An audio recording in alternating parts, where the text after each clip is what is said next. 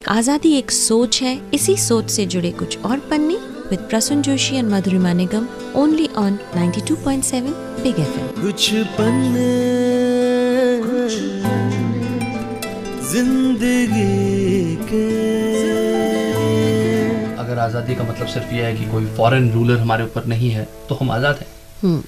आज Britishers are out of a country and we have our own government, we are free to vote.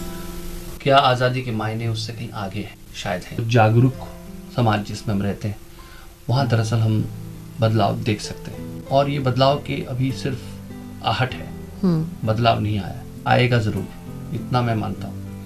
मानसिकता बदलेगी ज़रूर। It's just that it will take time. I think at different stages the changes are going to कम.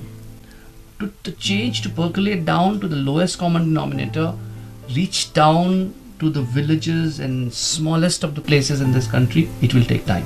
झील में अगर एक ripple बनती है तो कहीं ना कहीं पत्थर बीच में कहीं पड़ता है जाकर के, right. तो वो रिपल्स हो रही है.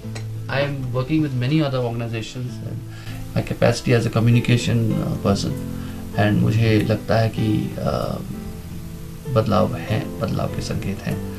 देश इतना बड़ा है और इतना लेयर्ड है कि यहाँ पर इतनी आसानी से बदलाव नहीं आते हैं, धीरे धीरे आते हैं.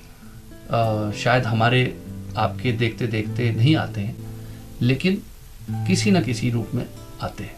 बदलाव आते कहाँ से? बदलाव आवाज़ों से आते हैं, बदलाव लोगों के मूवमेंट्स से आते हैं. The kind of discussion we are having right now, उससे आते हैं. तो मैं आशान्वित हूँ, इस बात पे विश्वास है, कहीं अच्छाई और सच्चाई की जीत होती है, और इसीलिए शायद ये देश आज़ाद भी हुआ, शायद इसीलिए ये गणतंत्र भी है, शायद इसीलिए हम इस विषय पर बात भी कर रहे हैं, क्योंकि कहीं ना कहीं अच्छाई और सच्चाई की कोशिश हम सब में है.